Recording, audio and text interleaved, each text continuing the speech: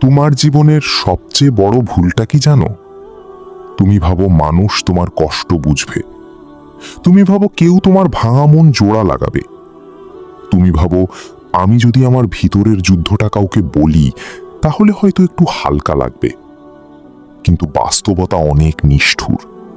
মানুষ তোমার কষ্ট শোনে না সাহায্য করার জন্য, মানুষ শোনে কিউরিওসিটি থেকে। আজ তোমার গল্প শুনবে, কাল অন্য কারো সামনে সেটাকেই আলোচনা বানাবে। আর সবচেয়ে ভয়ঙ্কর ব্যাপার কি জানো? তুমি যেদিন সবচেয়ে বেশি ভেঙে পড়ো সেদিনই পৃথিবী তোমাকে সবচেয়ে কম গুরুত্ব দেয়। তাই আজকের ভিডিওটা কোনো ফাঁকা মোটিভেশন না। আজকে তোমাকে মিথ্যা আশা দেওয়া হবে না। আজকে তুমি শুনবে সেই সত্যিটা যেটা মানুষ মুখে বলে না। কেন কিছু মানুষ চুপচাপ কষ্ট সহ্য করে একদিন পাহাড়ের মতো শক্ত হয়ে যায়, আর কেন কিছু মানুষ সারা জীবন শুধু অভিযোগ করেই শেষ হয়ে যায়। ভিডিওটা শেষ পর্যন্ত দেখো, কারণ মাঝপথে চলে গেলে তুমি শুধু কথা শুনবে। শেষ পর্যন্ত থাকলে তুমি নিজেকে দেখতে পাবে। ছেলেটার নাম ছিল আরিয়ান। সব সময় হাসি খুশি একটা ছেলে। বন্ধুদের আড্ডায় সবচেয়ে বেশি কথা বলতো সে। সবাই ভাবতো তার জীবনে কোনো সমস্যা নেই, কিন্তু মানুষ তো শুধু বাইরে দেখে।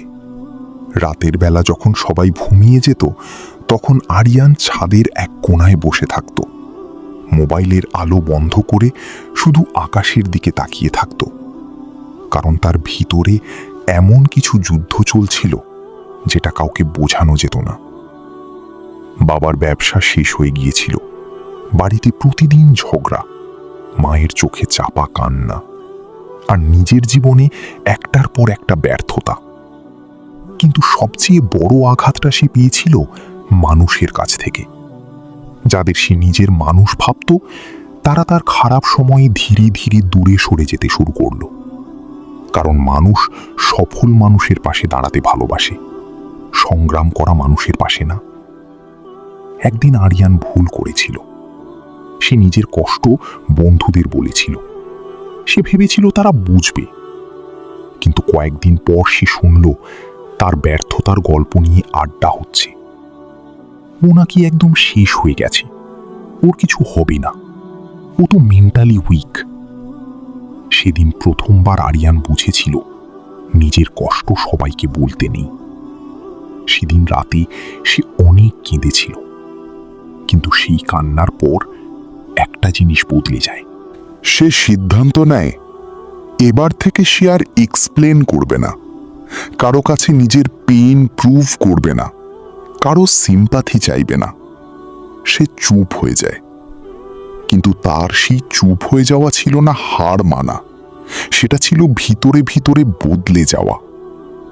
আগে সে রাতে কাঁদত, এখন সে রাতে কাজ করতে শুরু করলো। আগে সে মানুষের অ্যাটেনশন চাইত, এখন সে নিজের ফিউচার বানানোর নেশায় পড়ে গেল।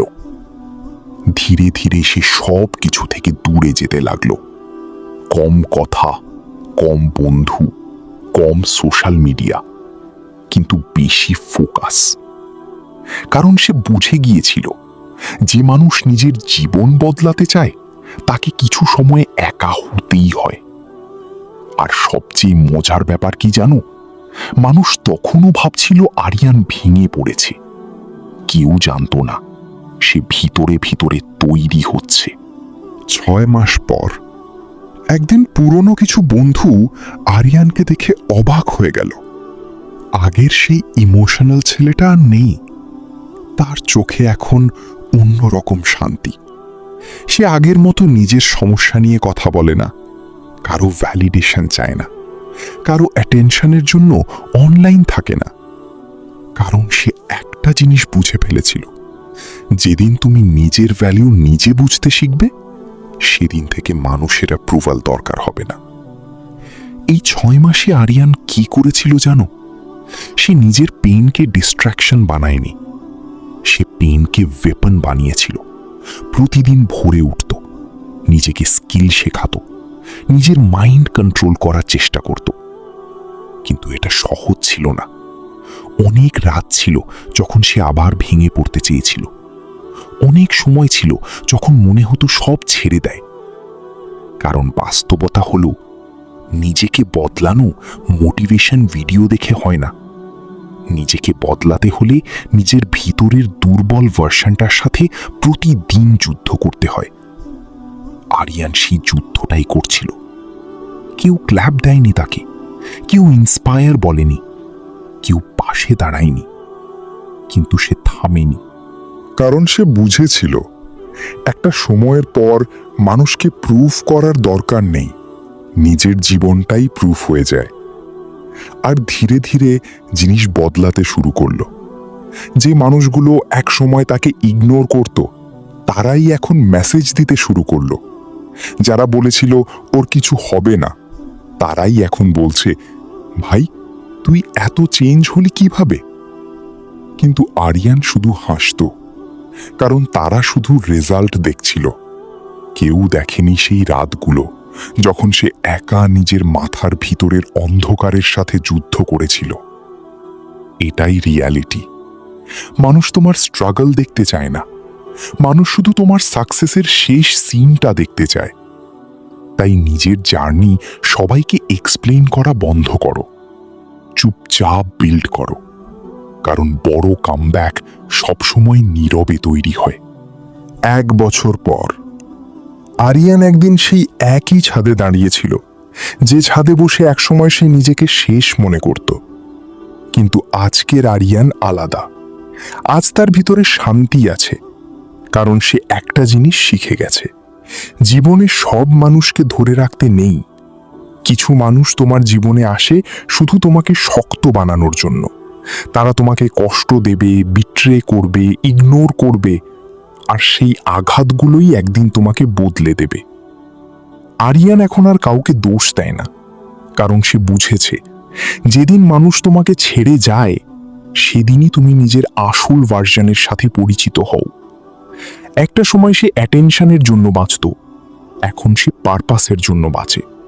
একটা সময় সে চাইতো মানুষ তাকে বুঝুক, এখন সে শুধু চায় নিজের লক্ষ্য পূরণ করতে। এটাই ম্যাচিউরিটি।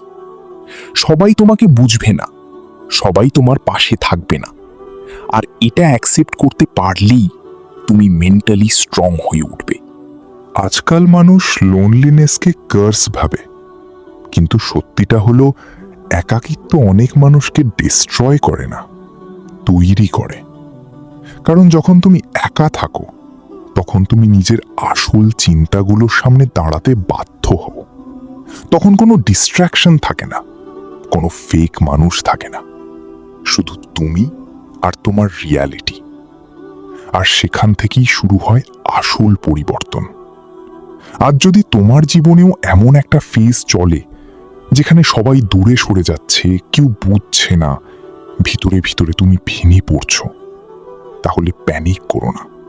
হয়তো তোমার লাইফ শেষ হয়ে যাচ্ছে না, হয়তো তোমার পুরনো ভার্সনটা শেষ হয়ে যাচ্ছে, আর নতুন তুমি তৈরি হচ্ছে।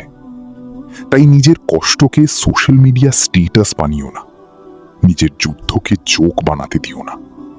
চুপচাপ নিজের লাইফ বিল্ড করো, কারণ একদিন যখন তুমি বদলে যাবে, তখন এক্সপ্লেইন করতে হবে না, মানুষ নিজেই ডিফারেন্স দেখতে পাবে। যদি তুমি আজ থেকে চুপচাপ নিজেকে বদলানোর সিদ্ধান্ত নিয়ে থাকো, তাহলে কমেন্ট করে লেখো, আমার কামব্যাক নীরব হবে।